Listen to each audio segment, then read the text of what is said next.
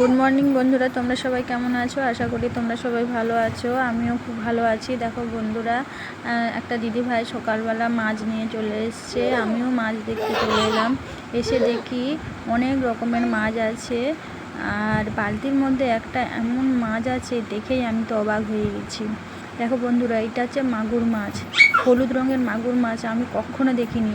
তোমরা যদি দেখে থাকো বন্ধুরা, আমাকে অবশ্যই কমেন্টে জানাবে। আর এই মাছগুলো হচ্ছে শিঙি মাছ। শিঙি মাছগুলোই ঠিক আছে, কিন্তু মাগুর মাছটার রঙটা সম্পূর্ণ অন্যরকম।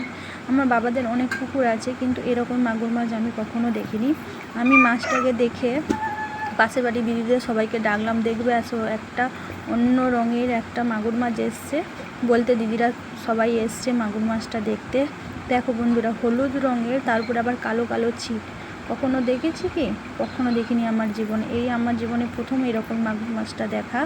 আর এদিকে একটা দিদিভাই, ও হচ্ছে নোটে মাছ নিচ্ছে। আর টাটা।